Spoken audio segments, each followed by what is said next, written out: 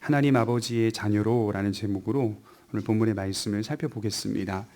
여러분, 옛날 격언에 보면 그 아버지의 그 아들이라 라는 말이 있습니다.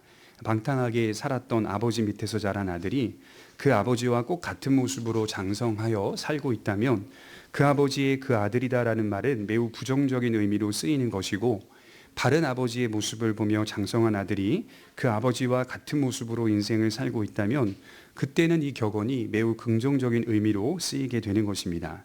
여기서 우리가 중요하게 생각해야 하는 것은 아버지와 아들이라고 하는 관계입니다. 베드로는 지금 본문 가운데서 우리와 하나님을 아버지와 자녀의 관계로 묻고 있습니다. 그래서 보시면 1장 2절도 우리의 아버지라는 표현을 계속 사용하고 있고, 오늘 17절도 하나님은 우리의 아버지라고 하는 것을 계속적으로 말씀을 하고 있습니다. 그리고 이러한 중심 속에서 하나님의 말씀의 교훈을 증거하고 있는 것이죠. 여러분, 육신의 혈통은 중요합니다. 하지만 베드로가 지금 성도들에게 말하고자 하는 바는 그리스도인은 육신의 혈통을 먼저 생각하기보다는 하나님 아버지와 우리의 관계를 보다 우선적으로 생각하며 사는 자들이라고 말씀을 하는 겁니다. 우리의 존재와 우리의 운명을 바꾼 것은 결코 육신의 혈통이 아닙니다. 하나님 아버지께서 우리에게 베푸신 은혜 때문이고, 그 은혜는 그리스도인들이 이 땅에서 새롭게 갖게 되는 지위이고 책임이고 위치라는 사실을 말해주고 있는 것이죠. 이 지위와 책임과 위치는 하나님과 우리와 맺어진 관계에서 이루어지는 일이라고 계속하여 설명하고 있습니다. 그분은 우리의 아버지가 되시고 우리는 그분의 자녀가 된다는 사실에서 삶의 모든 방식이 나와야 된다는 것입니다. 그럼 어떤 방식의 삶이 우리에게서 흘러나와야 할까요? 첫 번째로 보게 되면 13절에 하나님의 은혜에 온전히 소망을 두라고 말씀을 하고 있습니다. 13절 보시면 그러므로 너희 마음의 허리를 동이고 근신하여 예수 그리스도께서 나타나실 때에 너희에게 가져다 주실 은혜를 온전히 바랄지어다. 거듭난 성도 안에는 먼저 은혜라고 하는 주제가 자리 잡혀 있어야 합니다. 은혜가 없는 기독교는 사실은 기독교가 아닙니다. 은혜가 없는 신앙은 사실은 기독교 신앙이 아니라 율법주의라고 말할 수가 있겠죠. 자신을 기독교인이라고 말할 뿐 실상 그는 율법주의자로 신앙생활을 하고 있기 때문에 그에게는 하나님의 은혜나 하나님의 사랑이나 하나님의 영광을 경험하지 못합니다. 그러면 율법적인 신앙인들은 뭐만 남을까요? 그에게는 무거운 계명만 남아있고 인간의 열심만 남아있게 되는 겁니다. 실제로 갈라디아서만 읽어보아도 바울이 이런 표현을 사용하는 구절이 나와요. 갈라디아서 1장 6절에 보면 내가 너희에게 처음부터 복음을 잘 증거했는데 어떻게 너희는 속히 떠나서 다른 복음을 쫓는 것을 내가 이상히 여기노라. 그러니까 처음 갈라디아 교회는 복음 안에서 굳세게 서 있었던 것은 맞습니다. 그러나 그 복음의 진리 안에서 교회가 견고하게 세워져야 하는데 그 교회의 방향이 속히 떠나고 있다. 그것이 이상했다라고 하는 것을 바울이 말씀을 하고 있는 것이죠. 그리고 결국 갈라디아 교회가 쫓고 있는 것이 그리스도의 복음이 아니라 다른 복음이라고 표현을 하고 있습니다. 나는 그걸 참 이상하게 여긴다라고 말씀을 하고 있는 것이죠. 왜 바울은 이상하게 여겼을까요? 그들이 처음 믿었던 방향대로 믿지 못하고 있기 때문인 것이죠. 그만큼 인간이 갖고 있는 부패한 성향이 율법적인 측면과 훨씬 짝을 이룰 수 있다라고 하는 것을 설명하고 있는 내용인 겁니다. 그래서 우리 안에 먼저 자리 잡고 있어야 하는 것은 바로 은혜입니다. 처음에도 은혜요, 마지막에도 은혜입니다. 그래서 그리스도인들은 오직 하나님의 은혜에 온전히 소망을 두는 것이 가장 안전한 길이라고 베드로는 지금 말씀을 하고 있어요. 하나님께서 우리 인생 속에 베풀어 주신 큰 구원, 장차 하나님께서 우리에게 가져다 주실 온전한 구원을 은혜로 여기고 그 표대를 향하여 거침없이 살아가는 사람이라고 말씀을 하고 있습니다. 그래서 본문을 보면 13절에 너희에게 가져다 주실 이런 표현을 쓰고 있죠. 너희에게 가져다 주실, 누가요? 우리가 만든다라는 표현보다는 결국 하나님이 우리에게 가져다 주실 은혜다라고 표현하는 것을 보아서 이런 은혜 안에서 우리의 신앙이 견고하게 서 있어야 한다라고 하는 것을 처음부터 강조하고 있는 것이죠. 그러니까 제가 느낌에는 항상 이런 행위나 행함을 강조하는 사도들의 서신들을 읽어보면요, 밑밥을 어떻게 까냐면 하나님의 은혜 안에 견고히 서라라고 하는 것을 일단 기본적으로 가르칩니다. 그래서 이걸 말씀을 잘못 읽게 되면 유다서나 히브리서나 베드로전서나 야고보서나 이런 표현들은 다, 이런 서신들은 다 행위와 행함을 강조하고 있지 않느냐. 그래서 각 하나의 본문을 따로 독립적으로 띄어내어서 보라 성도들에게 이렇게 살지 않으면 잘못된 것이고 구원받지 못한다라고 하는 것으로 계속 가르친다라고 하는 것은 어떻게 보면 오류가 생길 수가 있어요. 왜냐하면 사도들은 기본적으로 은혜를 하나님 앞에서 하나님께서 우리에게 주실 은혜를 먼저 강조하고 있고 그 은혜 안에서 우리가 먼저 보호를 받고 있다는 말씀이 우리에게 주어지고 있기 때문에 그 이해를 가지고 행함과 행실과 인간의 열심을 이해하는 것이 바람직한 것이다 라고 하는 것을 설명을 하고 있는 것이죠.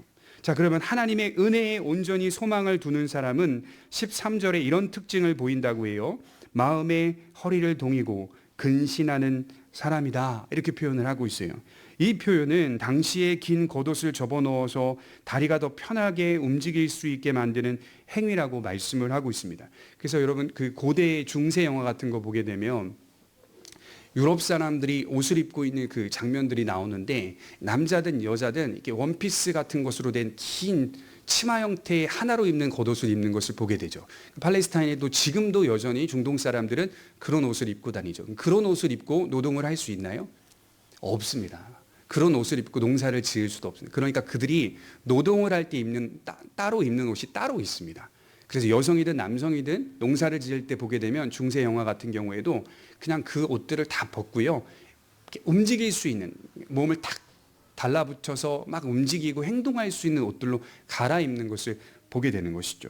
그래서 베드로는 그런 차원에서 그 당시의 형편을 생각하여 13절에 마음의 허리를 동여라 라는 표현을 사용하고 있어요. 그러니까 지금으로 말하면 소매를 걷어붙이다 라고 하는 의미입니다. 사람이 의지를 가지고 무언가를 시도하려는 상황에서 소매를 걷어붙이는 행위라고 말씀을 할 수가 있겠죠. 그러니까 집중한다는 것이고 정진을 차린다는 것입니다. 철저히 서다라는 의미를 가지고 있습니다. 내 소망에 대한 확신이 있기 때문에 오늘 나의 삶에서 나는 철저히 서며 살아가겠다라고 표현을 하는 것이죠. 출애굽기 12장 1절에 보면 6월절에 대한 말씀이 나오는데 거기서도 너희는 그것을 이렇게 먹을지니 허리에 띠를 띠고 발에 신을 신고 손에 지팡이를 잡고 급히 먹으라. 이것이 여호와의 6월절이니라. 여기도 동일하게 허리에 띠를 띈다. 이게 동여매다라고 하는 뜻이거든요. 바울 역시 에베소 6장 14절에 보면 그런즉 서서 진리로 너희 허리띠를 띠고, 여기서도 허리를 동여매다라는 의미를 사용하고 있어요. 바울도 그리스도인들은 항상 준비되어 있어야 한다는 사실을 말해주고 있습니다. 단 한순간도 게으른 생각을 해서는 안 된다라고 말씀을 하고 있어요. 하나님과 우리는 아버지와 자녀의 관계이며 아버지는 항상 우리에게 사랑과 은혜를 베푸신다는 사실과 동시에 자녀는 하나님 아버지를 닮아가야 할 책임이 있다라고 말씀을 하고 있는 것이죠.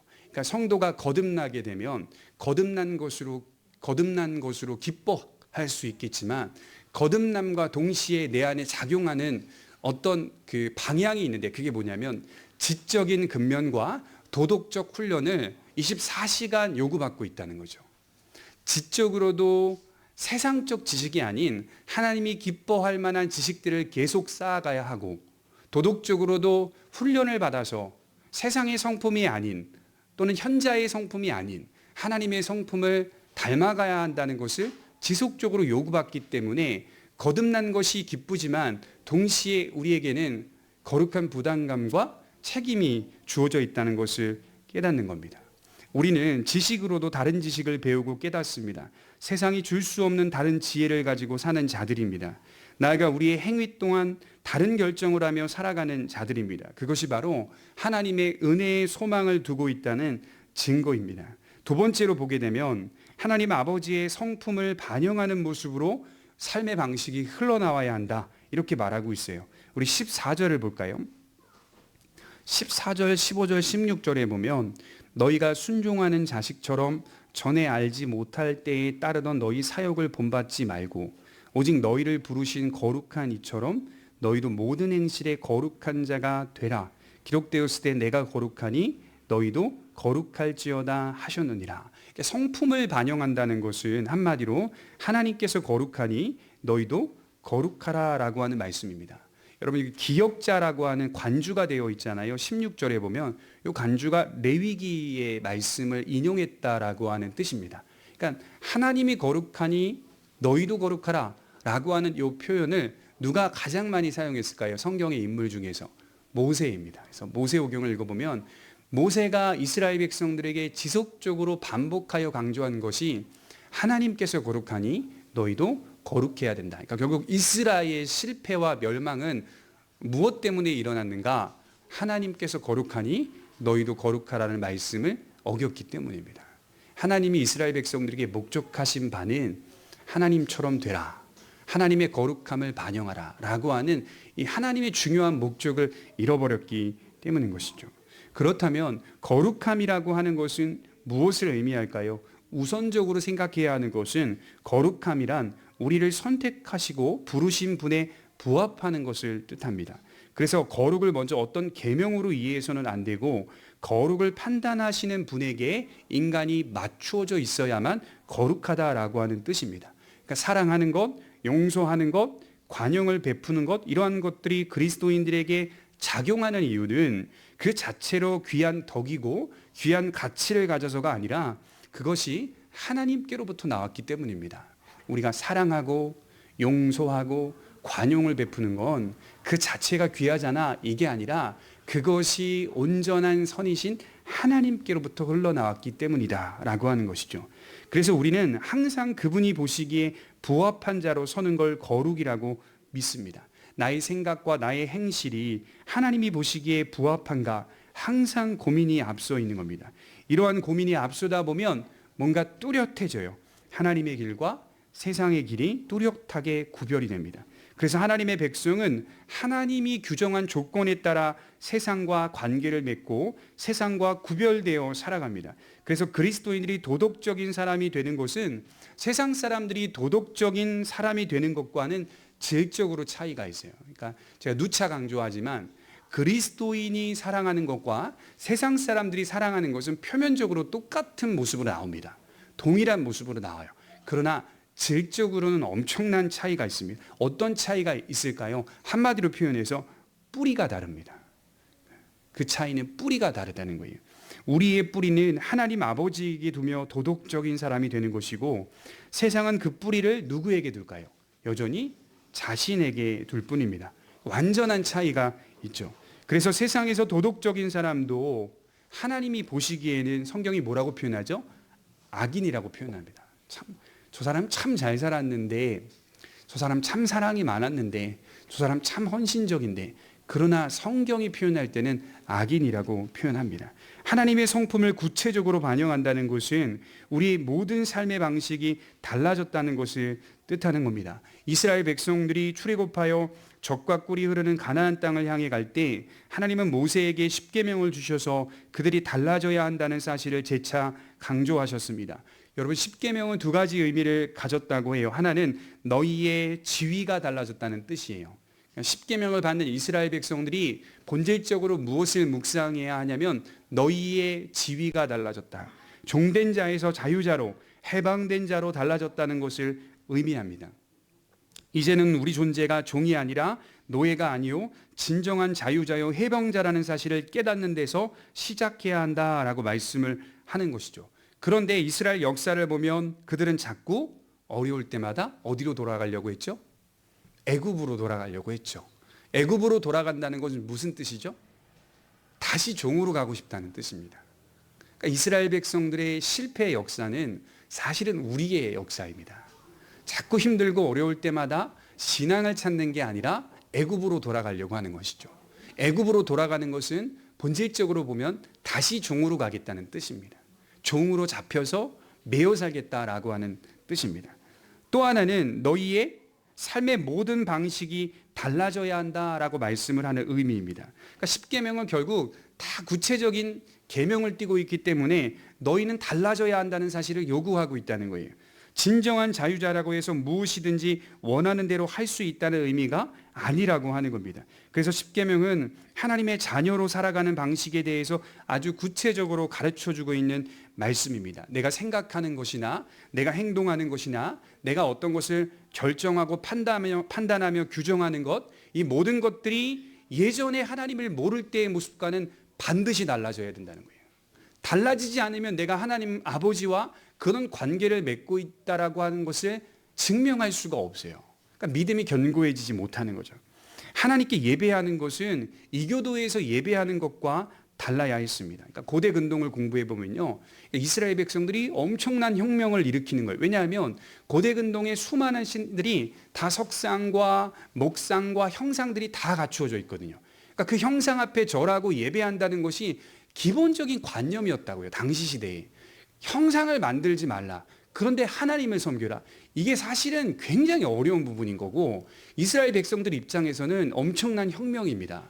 그러니 이교도들 입장에서는 아니 블레셋의 신이나 아말렉의 신이나 다 신의 이름과 종류는 다르지만 또 모습도 다르지만 형상은 있단 말이에요.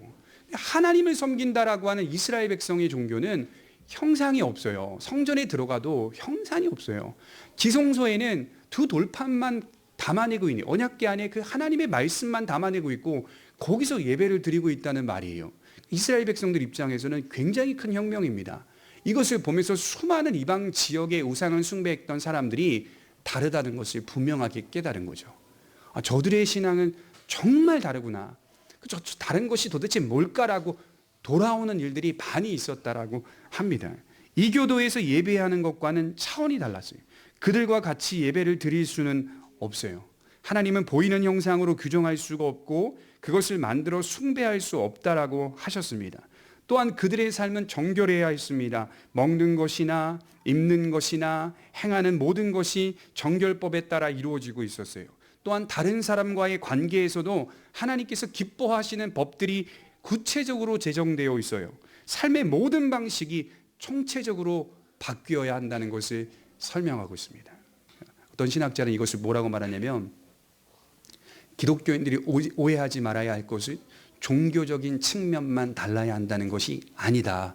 기독교인의 신앙은 총체적인 삶의 모든 방식이 반드시 달라져야 한다라고 말씀을 했습니다. 우리가 기독교 신앙하면 종교적인 측면만 강조를 많이 하죠. 그래서 의식적인 거, 예배하는 거, 기도하는 거, 교회에서 봉사하는 것으로만 국한해서 나는 기독교인이라고 말을 할 수 있겠지만 실제 기독교인은 이것을 출발으로 하여 총체적인 삶의 모든 방식들이 계속 도전받고 요구받게 되는 것입니다. 지금으로 말하면 세상의 문화적 관습이나 의식이나 세상의 가치에서 그리스도인들은 멀게 느껴야 합니다. 그러므로 거룩은 새로운 본성과 새로운 지위에서 나오는 행실을 가리킵니다. 바울이 자주 사용하는 표현 중에 하나가 뭐냐면 너희가 전에는 이라는 표현입니다. 그리고 너희가 이제는 이라는 표현입니다.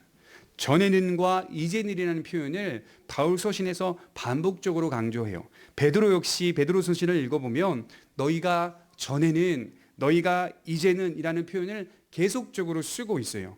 옛 삶의 방식에서 멀어져라. 그리고 새 삶의 방식으로 살아가라 라고 말씀을 합니다. 그것이 바로 거룩입니다. 우리 자신이 만드는 거룩이 아니라 하나님과 맺어진 관계로 인하여 거룩을 형성해 가라라고 말씀을 하는 것이죠. 거룩하라 라고 하면 금세 우리는 드는 생각이 율법적인 측면으로 바로 시작을 하죠. 그러나 거룩은 실제 본질적으로 요한복음 15장 말씀을 읽어보면 금세 캐치할 수가 있죠. 너희가 내 안에 거하고 내가 너희 안에 거하면 하나님께서 많은 열매를 맺게 하신다. 너희가 나를 떠나서는 결코 아무 열매도 맺을 수 없다라고 하는 것이 요한복음 15장의 핵심 아니겠습니까? 결국 거룩한 성도의 삶은 어떻게 이루어질 수 있는가? 거하라라고 하는 겁니다. 거하라. 누구 안에? 그리스도 안에 거하라. 여기에 집중되는 겁니다. 그 안에 거하면 우린 자연스럽게 열매를 맺을 수 있다. 우리는 그리스도께 거하는 것을 초점을 맞추지 않아요. 우린 바로 달려듭니다. 어디에? 율법에 달려듭니다. 복음을 믿는 우리조차도 은혜를 쉽게 버리고 바로 율법에 달려들어서 열매를 맺지 못합니다. 율법에 달려들어서 열매를 맺었다라고 말하는 사람들의 모습들을 보면 대체로 교만합니다. 대체로 자기를 자랑합니다. 대체로 그들 마음속에는 여전한 탐욕이 가득하고 있습니다. 이게 바로 율법주의의 폐단이라고 말씀을 드리는 겁니다.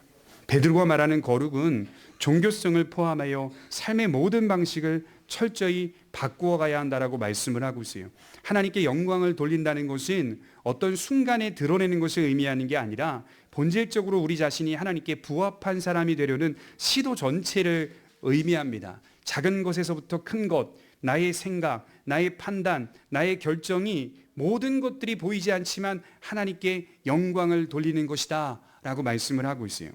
제가 어떤 간증을 하나 들었는데요. 이제 국가대표 축구 선수가 국가대표에 발탁이 되어서 이제 소집이 되어서 훈련을 하고 이제 대회에 참여하는 그 과정 속에서 이 선수가 자기의 신앙을 고백하고 있더라고요. 뭐라고 표현하냐면 처음 자신이 국가대표에 발탁이 되었을 때 하나님 좋은 경기를 뛰어서 좋은 결과를 맞게 해주시고 제가 하나님께 영광을 돌리게 하옵소서 이런 기도를 1도 드리지 않았대요.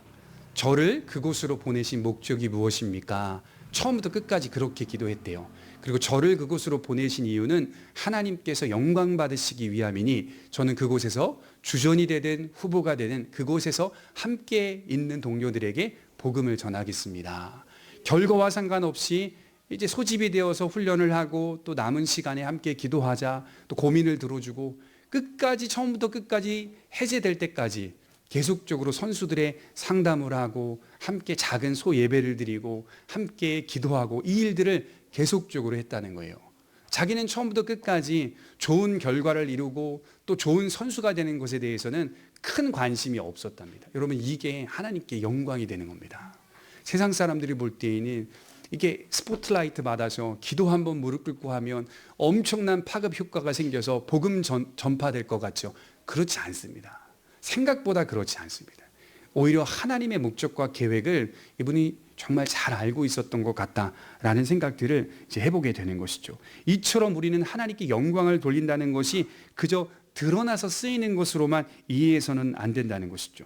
베드로는 14절에 이렇게 얘기하죠. 너희가 순종하는 자식처럼이라는 표현을 쓰고 있어요. 우리가 하나님께 취해야 할 태도는 순종입니다. 그래서 칼빈은 이 대목에서 뭐라고 말하냐면 순종의 자녀로 삼으신 목적이 있다는 것을 기억하라 라고 말씀을 하고 있어요. 우리를 부르신 목적이 순종의 자녀로 삼으시기 위해 부르셨다. 때론 우리가 연약하여 하나님께 저항할 때도 있어요. 그래도 하나님은 끊임없이 우리에게 은혜를 베푸셔서 우리의 잘못된 모습들을 돌리십니다. 하지만 그것은 정당한 게 아니라는 거예요. 내가 이렇게 살아도 하나님이 나를 바꾸어 오셨어. 봐봐, 하나님이 나를 인도해 오셔서. 여러분 그거는 맞는 말이기는 해요. 근데 그게 정당한 건 아니라고요. 그런 고백 속에는 부끄러움 속에서 해야죠. 그 고백을. 그죠? 부끄러움 속에서 했는데 그게 당당하게 해버리면 그건 정당한 게 아니라는 거예요. 원래 하나님이 우리에게 계획하신 표대와 기준은 순종의 자녀처럼이라고 하는 표현입니다. 본래 우리는 하나님 앞에 순종해야 할 자로 서 있어야 한다는 것이죠. 바울의 편지를 읽어보면 바울이 자주 사용했던 단어들이 이제 눈에 확확 들어오는데 그 중에 대표적인 게 뭐냐면 이제 순종이라는 단어와 복종이라는 단어입니다. 바울은 때로는 순종이라는 단어를 쓰기도 하고 표기하기도 하고 때로는 복종이라는 단어를 또 표기합니다. 병행해서 사용하죠. 왜 이 단어를 하나로 일치시키지 않고 병행해서 사용하죠? 제 느낌상 편지를 읽어보다 보니 순종을 표현할 때에는 조금 부드럽게 표현하는 방식이었고 복종을 표현할 때에는 좀 거친 방식으로 그 단어를 사용하고 있는 것을 보게 됩니다. 실제 헬라어를 보게 되면 휘파쿠오라는 단어가 복종이라는 단어이고 아페이데오라고 하는 단어가 순종이라고 하는 단어입니다. 가만히 제가 오늘 설교를 준비하면서 묵상을 해보세요. 기본적으로 바울이 하나님의 백성들에게 요구했던 건 뭐냐면 우리가 하나님 앞에 순종이 아니라 복종의 태도와 자세를 가져야 된다라고 하는 측면이었습니다. 순종이라고 하는 것이 어떤 자발적 사랑에 의해서 나오는 하나님 앞에서의 어떤 결단이요, 헌신이요, 따르는 믿음이라고 하는데요. 실제적으로 인간은 하나님 앞에서 복종해야 할 자세와 태도를 기본적으로 가지고 있어야 된다라고 말씀을 하는 것이겠죠. 그래서 이 말씀을 묵상하면서 다른 책을 제가 좀 보고 있는데 존 플라벨이라고 하는 17세기의 개혁주의 신학자가 쓴 책에 한 예화가 눈에 확 들어오더라고요. 제가 잠시 좀 읽어드리면 당시에 이 플라벨이 목회를 했던 그 상황 속에서 한 어머니가 아이를 낳지 못하자 지속적으로 하나님 앞에 인내하며 기도했던 것 같아요. 그리고 정말 긴 시간 동안 인내하며 기도하다가 하나님이 아이를 주신 겁니다. 근데 아이가 태어났는데 조금 정말 그 기쁨 속에서 키우다가 또 질병에 걸려서 부름을 받게 됩니다. 그러니 이 어머니 입장에서는 하나님이 나의 기도를 들으셔서 응답하셔서 아이를 주셨다라고 하는 특별한 은총으로서의 그 아이를 받아서 기쁨을 누리며 살아가고 있는데, 보니까 얼마 키우지도 못하고 아이가 하나님의 부름을 받게 된 엄청난 좌절이 밀려오지 않겠습니까? 그러니까 플라벨은 이 여성을 계속 격려하고 위로의 편지를 써줍니다. 그런데 시간이 지나도 이 여성이 일어나지를 못하고 나중에 더 나아가 하나님을 원망하고 철저히 하나님 앞에서 돌아서려고 하는 불신앙적 태도를 보이게 됩니다. 실망에 대해서는 위로할 수 있어요. 그러나 그것이 계속 지속되고 그 슬픔이 너무 과하게 자기의 감정을 사로잡다 보면 이게 불신으로 빠져들게 되죠. 하나님을 원망하게 되죠. 무슨 원망이 생길까요? 장난치나? 이런 생각이 든다는 거예요. 하나님을 향하여. 그래서 이 여성이 이 플라벨이라고 하는 목회자에게 편지를 씁니다. 그 편지의 내용을 제가 잠깐 읽어드릴게요. 한번 들어보세요. 내 영혼이 얼마나 괴로운지 당신은 잘 모를 것입니다. 이 아이는 오랜 기도 끝에 얻은 아이입니다.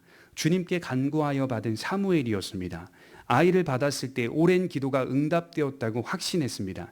그런데 인제 보니 아무것도 아니었습니다. 하나님이 기도를 들어주신 것도 아니었고 아이를 내가 생각했던 특별한 은총으로 주신 것도 아니었습니다. 그분은 아이만 데려가신 게 아니라 그날로 내 기도까지 물리치고 외면하셨습니다. 이렇게 편지를 써요. 딱 그 편지의 내용이 얼마나 불만이 가득한지 보이죠. 그 편지에 대해 답장을 쓰죠. 플라벨이. 그 답장을 한번 들어보세요. 자녀가 없을 때 자녀를 달라고 기도한 것은 당신의 마땅한 본분이었습니다. 하나님은 그분이 선히 여기시는 대로 자녀를 주실 수도 있고 주지 않으실 수도 있습니다. 또한 자녀를 남겨두실 수도 있고 데려가실 수도 있습니다. 당신은 복종하는 자세로 기도했어야 하고 기도의 응답을 그분의 뜻에 맡겼어야 합니다. 그렇게 하지 않았다면 그것은 죄가 됩니다. 이스라엘의 거룩하신 하나님을 당신이 제한해서는 안 됩니다. 당신에게 자녀가 주어졌다는 은총과 그 자녀의 존속을 둘 다 하나님의 뜻에 맡겼어야 하고 무조건 복종하는 자세로 기도했어야 합니다. 만일 그랬다면 자녀의 죽음은 당신이 드리는 기도의 참 목적과 의도에 조금도 어긋나지 않았을 것입니다. 여러분, 복종이라고 하는 것이 엄청난 정말 의미를 가지고 있는 거예요. 하나님 앞에서 우리가 바른 기도를 드린다는 것이 이처럼 어렵고 힘든 것입니다. 제가 조금은 서운할 수 있어요. 플라벨이 이런 답장을 드리는 것이 서운할 수 있어서 플라벨의 인생을 좀 들여다보니 플라벨 역시 아이를 조금 양육하다가 아이가 하나님의 부름을 받았습니다.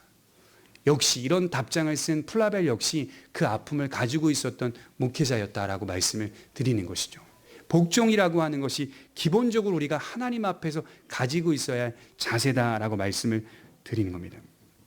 그래서 순종과 복종은 베드로가 말하기를 하나님께서 우리를 자녀로 삼으신 목적이다. 자, 시간이 지나면서 그래도 하나님께서 나를 바꿔 오셨지라는 변명을 정당화해서는 안 됩니다. 우리의 방향은 항상 순종하는 자식처럼이라고 하는 기준입니다. 그래서 14절 하반절에 보면 사욕을 본받지 말라라고 하는 것은 하나님이 보시기에 금지된 것을 취하려고 하지 말고 동경해서도 안 된다는 말입니다. 너희는 그저 순종하는 자식처럼 서라라고 하는 실천적인 말씀을 교훈하고 있다는 것이죠. 또 세 번째로 생각해 볼 것은 베드로는 지금 심판자이신 하나님을 두려워하라고 말씀을 하고 있어요. 17절을 한번 볼까요? 우리 17절 같이 읽겠습니다. 시작. 외모로 보시지 않고 각 사람의 행위대로 심판하시는 이를 너희가 아버지라 부른즉 너희가 나그네로 있을 때를 두려움으로 지내라. 거듭났다고 하는 성도들이 잘못 이해를 갖게 되면 심판자이신 하나님에 대한 경외심이나 두려움이 약화될 수가 있습니다. 그저 막연한 안정감과 방종으로 치달을 가능성이 있습니다. 정말 믿는다면 심판자이신 하나님에 대한 의식을 가지고 있어야 한다는 것이죠. 그래서 바울은 로마서 6장 2절에 죄에서 구원받은 자가 어떻게 죄에 거하려고 하겠는가 계속 질문을 던지고 있어요. 은혜를 받은 자가 어떻게 은혜를 더 받으려고 죄에 거할 수 있겠느냐? 죄에 대한 심판이 크다는 사실을 아는 사람이 어찌 죄 짓는 일에 쉽게 결정할 수 있겠습니까? 라고 하는 것이 바울과 베드로의 논리입니다. 어차피 나는 믿음이 있기 때문에 심판을 받지 않으니 나는 괜찮아 라고 생각한다면 오산이라는 거죠. 이런 생각으로 믿는다면 잘못된 것이라는 뜻입니다. 하나님을 아버지로 부르지만 너희가 아버지로 부르는 그 하나님은 너희를 심판하실 분이기도 하신다라고 하는 것을 설명하고 있어요. 그래서 우리는 두려워해야 합니다. 어린 자녀가요, 아버지에게 올라타고 아버지의 턱을 만지고 또 배를 때리고 배 위에 눕고 때마다 툭툭 건드립니다. 그렇게 가까이 다가와서 장난을 치는데도 아빠는 싫지가 않죠. 그렇게 예쁩니다. 하지만 어떤 경우 아빠는 심하게 화를 냅니다. 그때 아이는 깨달아요. 자녀라고 해서 무조건 마음대로 할 수 있는 것이 아니라고 하는 사실을 깨닫습니다. 아빠가 바라고 원하는 모습에 자아상이 있기 때문입니다. 여러분, 어린 아이들에게 심판자는 누구일까요? 4살, 3살, 5살 이 정도 되는 이 유아들에게 심판자는 누구일까요? 아이들의 눈에 간접적인 심판자는 부모입니다. 아빠의 눈을 의식하고 잘못했을 경우 눈치를 보며 어떻게든 넘어가 보려고 합니다.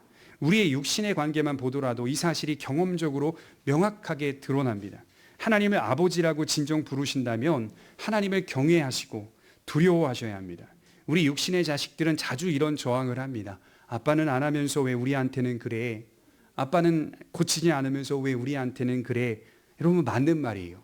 우리 육신의 부모는 실수가 많고 연약하고 부패했어요. 그러나 우리가 하나님께 그렇게 말할 수는 없습니다.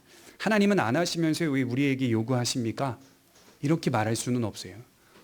하나님과 우리와 아버지와 자녀의 관계로 묶였다고 했잖아요. 그런 하나님을 향하여 하나님은 안 하면서 왜 우리에게 요구하십니까? 보이지 않는 하나님을 보여주신 분이 예수님입니다. 그분의 인생은 흠도 없고 점도 없습니다. 그래서 우리는 본이 되신 주님 앞에서 아무 말도 할 수 없고 그저 순종하는 자식이 될 뿐입니다. 정당하게 사셨음에도 우리를 대신하여 죽으셨으니 그분의 완전함이란 말을 할 수 없을 정도의 완전함이라고 말씀을 드릴 수가 있어요. 미국의 개혁신학자인 캐런 잡스는 이런 말을 했어요. 그분을 아버지로 아는 우리의 지식 때문에 우리의 심판자인 그분에 대한 두려움이 사라져서는 결코 안 된다. 그분을 나의 아버지로 믿고 아는 그 지식 때문에 그분을 두려워하는 그 마음이 사라져서는 결코 안 된다. 바울은 결코 그럴 수 없는 일을 계속해서 반복합니다. 스스로 그리스도인이라고 고백하는 사람은 하나님을 두려워하며 죄에 거하지 않아요. 여러분, 한번 생각해 보십시오. 누가 더 두려운 마음이 많을까요? 하나님이 세상을 심판한다는 사실을 모를 뿐만이 아니라 알고 싶지도 않은 세상 사람들은 두려운 마음 없습니다. 있을 수가 없어요. 제가 제 동창에게 기회만 되면 이제 교회를 나가라, 또 예수님을 믿어라, 이렇게 계속 복음을 간단하게라도 이야기를 하는데요. 이게 친구들이 두려운 마음이 없어요. 두려운 마음이 없어요. 말하는 걸 들어보면 하나님에 대한 조롱뿐만이 아니라 교회에 대한 조롱, 또 교회가 취하고 있는 어떤 모습에 대한 조롱, 또 성경에 대한 조롱, 그리고 난 이렇게 살다가 지옥 갈 테니 내버려둬, 편안하게 지옥 갈 테니 충분히 즐겁고 행복해, 아주 쉽게 이런 표현들을 하죠. 그러니까 세상 사람들은 사실 따지고 보면 우리보다 두려운 마음이 더 없는 겁니다. 거듭난 신자에게는 하나님을 아는 지식도 있고 죄에 대한 심판의 의식이 민감하게 다가옵니다. 하나님의 진노라고 하는 주제가 죄로 말미암아 주어지고 있다는 사실이 거듭난 성도에게 여전히 작용하고 있기 때문에 누가 더 두려운 마음이 많겠습니까? 하나님의 자녀들이 훨씬 더 많을 겁니다. 그래서 우리는 항상 어떤 자세를 취하죠? 다른 이들보다 진지하게 자기 자신을 돌아봅니다. 다른 사람들보다 진지하게 자기 자신을 돌아봐요. 이것은 구원에 대한 확신이 없어서가 아니라 구원에 대한 확신 안에서 그렇게 살아야 한다는 분명한 믿음과 책임감에서 나오는 거룩한 애통이고 부담감이라고 할 수가 있어요. 그 마음이 있어야만 멈출 수가 있죠. 예수 믿고 어떻게 변했었어요? 예수를 믿기 전에는 아무것도 아닌 일인데 예수를 믿고 나서는 멈칫하잖아요. 멈추게 되잖아요. 이게 맞는 표현이라는 거예요. 하나님을 두려워하기 때문에, 하나님을 경외하기 때문에 우리는 멈출 수 있어야 돼요. 깨닫고 나서는 더욱 민감해지는 겁니다. 이게 바로 정상적인 거예요.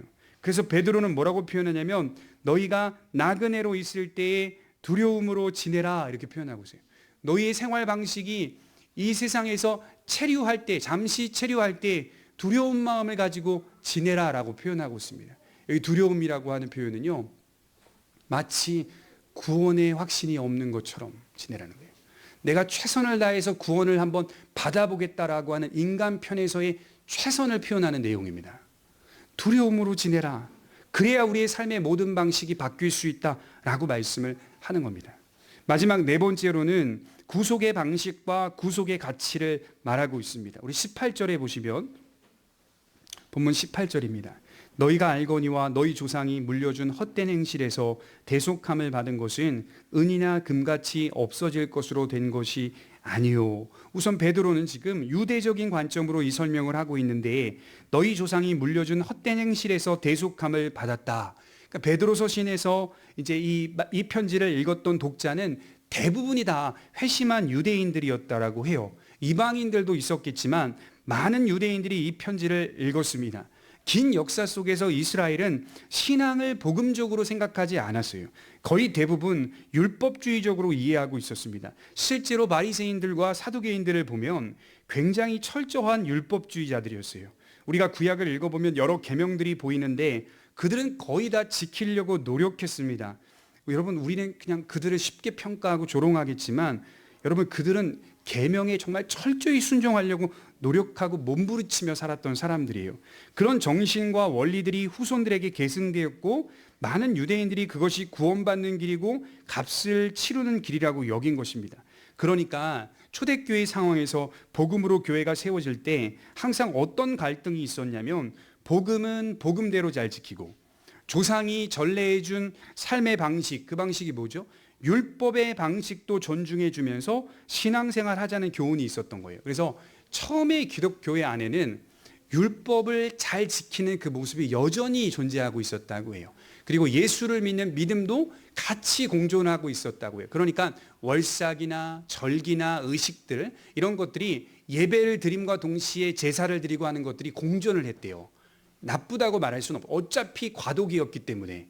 그러니까 거기서 계속 공존을 했던 거예요. 근데 그 공존하고 있는 그 현실의 상태에 대해서 사도들은 벗어버려야 된다 이 얘기를 한 거예요. 계속 그거 꼭 벗어버려야 된다. 그 사도들이 누구입니까? 이스라엘 백성이죠. 유대인들이었어요. 그러니까 그게 통했던 거예요. 이방인들이 와서 그 얘기를 한 게 아니라 유대인으로서 이스라엘의 역사와 전통과 율법을 철저히 배웠던 능통했던 사도들이 교회를 세우고 그 안에서 율법의 방식은 반드시 벗겨버려야 된다라고 하는 것을 논리적으로 분명하게 강조하니 회심한 유대인들이 조금씩 벗어버릴 수 있었던 거예요. 그 전통에서 벗어버릴 수 있었어요. 한번 여러분 물어보고 싶어요. 율법주의가요, 유익할까요? 무익할까요? 한번 생각해 보세요. 율법주의는요, 삶의 방식을 보자면 굉장히 유익합니다. 남편이 율법적으로 산다고 생각해 보십시오. 그건 아내 입장에서는 굉장히 유익합니다. 철저히 절제가 되어 있죠. 남편이 철저히 금욕하고 있죠. 남편이 철저히 이웃들을 도와주려고 하고 있죠. 금식하죠. 기도하죠. 날마다 하나님 앞에 예배하죠. 율법주의적으로 간다는 것은요, 인간적으로 봐도요, 유익한 삶입니다. 무익하지 않아요. 그런데 지금 베드로는 그거 벗어버려야 구원받을 수 있다 얘기하는 거예요. 그거 벗어버려야 된다. 그러니까 가끔 이제 여행 유튜버 채널을 보다 보면요, 이제 그 중동으로 여행을 가는 한국인 유튜버가 있는데요. 여행을 하다가 이제 길을 잘 모르고 여행지를 잘 모르니까 종종 자기가 돈을 지불해서 이제 중동 현지인들을 가이드 삼아 가지고 이제 그 주변을 돌아보는 그런 시간을 갖습니다. 한 젊은 그 중동의 여성이, 이슬람권에 있는 여성이 이 한국 유튜버 여행객을 이제 가이드가 되어서 도와주는 거예요. 근데 점심시간이 되었어요. 점심을 같이 먹는데 이 여성이 이제 잘 도와주다가 점심시간에 밥을 먹으면서 이 그 여행객에게 말을 하는 거예요. 그 이슬람에 대한 이야기를 꺼내기 시작합니다. 그리고 이슬람에 대한 교리를 꺼냅니다. 그리고 이슬람으로 개종을 하는 것이 얼마나 귀한 일인지를 설명합니다. 그러니까 포교 활동을 하는 거죠. 그러니까 이제 이 여행객이 말하는 거, 지금 나 전도하냐? 나에게 지금 그 이슬람으로 들어오라고 말을 하냐? 나는 그렇지 않는. 이 사람은 이제 아무것도 안 믿는 사람이, 신앙생활을 하지 않는 사람, 난 이대로가 좋다라고 얘기를 하는 거예요. 이 여성이 눈물을 막 뚝뚝 흘립니다. 갑자기 뜬금없이 울면서 하는 말이 이슬람의 교리가 아름답다는 거예요. 딱 그렇게 표현을 해요. 이슬람의 교리는 아름답다. 여러분, 꾸란 저 읽어봤거든요. 다 읽진 못했지만 정말 숙제 때문에 계속 읽어봤거든요. 꾸란의 교리가 아름답다? 정말 이해할 수가 없어요. 제가 봐도 아무리 봐도 이해할 수가 없는데 눈물을 흘리면서 아름답다라고 표현을 하더라고요. 정말 이거 믿어보면 아름다운 종교라는 것을 깨닫는다. 어떤 의미죠? 율법적인 측면이 자기에게는 아름답다라고 얘기하는 거예요. 율법에 매여 여성으로 산다는 것이 아름답다라고 하는 것을 표현하는 겁니다. 거기에 살아가는 것이 무익하지 않다는 것을 의미하는 거예요. 그런데 오늘 헬라어의 본문을 보게 되면 이렇게 살아가는 것, 조상이 전례해 준 방식으로 삶을 살아가는 것은 쓸데없다, 헛된 행실이다, 아무것도 남는 것이 없다라고 하는 것을 베드로가 본인이 설명을 하고 있습니다. 이런 방식의 삶은 헛된 행실일 뿐이라고 하였고 반드시 이 방식에서 벗어날 수 있어야만 한다라고 말씀을 합니다. 이런 율법주의적인 방식에서 벗어나 오직 그리스도의 사역으로 대속받아야 한다라고 하는 사실을 말하고 있어요. 아무리 좋다고 해도 예전 방식은 반드시 벗어버려야 할 방식이라는 뜻입니다. 여러분, 우리는 아주 가볍게 18절 말씀을 옛사람의 모습으로만 이해하지만 회심한 유대인들을 더욱 복음으로 들어오게 하기 위해서 이 말씀을 가르치고 있다라고 한다면 그 깊이가 훨씬 더 깊은 겁니다. 베드로 자신도 유대인이고 율법주의자였음에도 베드로는 이것은 헛된 행실일 뿐이라고 말씀을 합니다. 모든 사람들의 삶의 방식을 굳이 하나로 규정한다면 율법주의라고 말할 수가 있겠어요. 율법주의가 나타내는 핵심은 뭘까요? 율법을 지킴으로 구원을 받을 수 있다는 의미입니다. 여기서 가장 중요한 건 뭐냐면 내가 나의 죄에 대한 값을 치를 수 있다는 것이 율법주의입니다. 내가 속전할 수 있다. 내가 그 값을 치르면서 살 수 있다라고 하는 것이 율법주의. 내 스스로가 만들어낼 수 있다는 것이 율법주의의 방향입니다. 하지만 그런 것으로는 대속을 받지 못한다라고 말씀을 하고 있어요. 캐톨릭도 공부해 보면, 캐톨릭에 보면 조상의 이름을 놓고 기도하는 경우가 있거든요. 조상을 의지하며 기도하면 내 죄가 속전을 받는다라고 하는 교리가 있습니다. 여러 조상들, 거룩한 성자의 이름을 받들어서 기대고 의지하면서 기도할 때 내가 이 현실에서 짓는 죄들을 속전받을 수 있다. 다 이게 무슨 말이죠? 율법주의를 말하는 거예요. 율법주의. 결코 그런 것으로 대속함을 받을 수 없다. 우리가 구속함을 받는 일은 오직 예수 그리스도의 보배로운 피로만 가능하다라고 하는 사실을 19절에 말하고 있어요. 19절을 보시면 오직 흠없고 점없는 어린 양 같은 그리스도의 보배로운 피로 된 것이니라. 그걸로 된 게 아니야 라고 하는 것을 베드로가 말하고 있어요. 구속의 가치는 그리스도의 피입니다. 오직 그 외에는 없다라고 하는 것이죠. 다른 곳을 바라볼 때쯤 다시 한번 성도들을 환기시키고 있어요. 우리의 가치가 큰 이유는 우리가 가치 있어서가 아니라 우리가 그리스도 안에 있기 때문에 가치가 있는 겁니다. 그리스도께서 가장 값진 대가를 치르셨기 때문에 우리는 지금 구속을 받은 하나님의 자녀라고 말할 수가 있습니다. 우리 주님께서 우리를 대신하여 피를 흘리셨다는 사실이 우리의 믿음에 있어서 가장 확실하고 분명한 소망이 되어야 합니다. 그리고 그 가치를 가장 귀하게 여겨야 하는 것이죠. 그래서 오늘 본문을 보면 또 금이라고 하는 주제가 나오잖아요. 금도 없어진다. 이 얘기를 또 하잖아요. 금도 없어진다. 너희가 받은 대속은 없어질 금같이 되는 것이 아니라 은같이 되는 것이 아니다. 가장 큰 가치인 예수 그리스도의 보배로운 피로 영원한 것이다라고 하는 것을 강조하는 겁니다. 제 지인 중에 어머니께 신장을 이식받은 친구가 있어요. 종종 그 친구와 대화를 하다 보면 어머니가 여기 있다 이런 얘기를 해요. 배를 이렇게 치면서 어머니가 여기 있다. 그 가치가 그 친구에게는 정말 엄청 크게 느껴지는 가치입니다. 지금도 안 좋아서 두 번째 이식을 기다리는데 이식을 하는 다른 케이스들을 듣게 됐는데요. 이 가족 중에서 이 몸이 맞아서 내 동생을 위해서 형이나 누나가 이식을 해주기로 했답니다. 검사를 다 하고 수술 전날 입원해야 되는데 연락도 없고 어디 있는지도 모르고 행방불명되는 일들이 굉장히 많이 있다고요. 형제지간인데도 불구하고 내가 내 동생을 위해서 신장을 하나 떼주겠다. 누나가 형이 그렇게 검사까지 다 받고 수술하기 바로 전날 병원에서 연락을 취하고 어디 있는지 확인해 보니까 우리 형이, 우리 누나가 행방불명돼 있어요.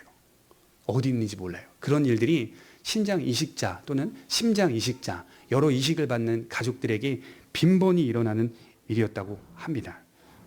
그 이야기를 제가 들으니 무슨 생각이 드냐면 수술날 연락을 끊어버린 또 오지 않은 형제들 마음도 솔직히 말해서 이해가 가더라고요. 나였으면 그거 쉽게 줄 수 있겠는가? 여러분들은 어떻게 하세요?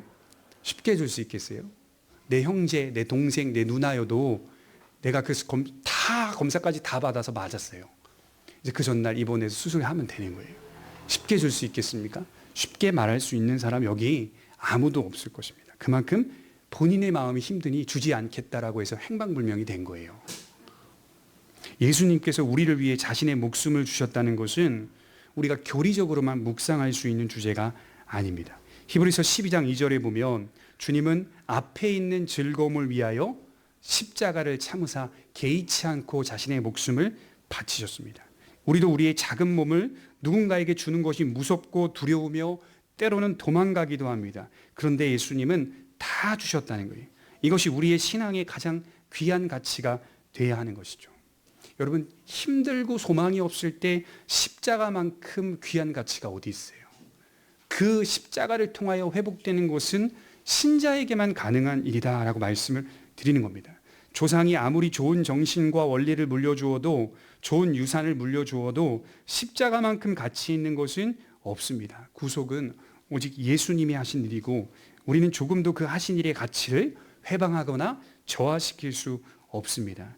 우리는 그저 예수 그리스도의 보배로운 피에 믿음과 소망을 두며 살아가면 되는 것입니다. 그 가치를 잘 아는 사람은 항상 새로운 삶의 방식이 흘러나와야 하는 것이죠. 늘 고민하셔야 돼요. 새로운 삶의 방식이 내 인생 속에 흘러나오고 있는가? 옛사람의 삶의 방식이 아니라 매일 새로운 삶의 방식을 내 방식이 되도록 만들어 가셔야 됩니다. 그것이 구원받은 신자의 증거요, 내 나라는 이 세상에 속하지 않았다는 예수님의 말씀을 따르는 길인 것입니다. 우리 두 가지만 생각합시다. 첫 번째로는 하나님을 우리와의 관계에서 아버지와 자녀의 관계로 묶어놓으셨다. 그것으로만 묶어놓지 않고 우리는 여전히 하나님을 믿고 따르는 신자로 서 있다. 이 두 가지가 같이 우리 믿음 생활에 공존하고 있는 겁니다. 기도하도록 하겠습니다.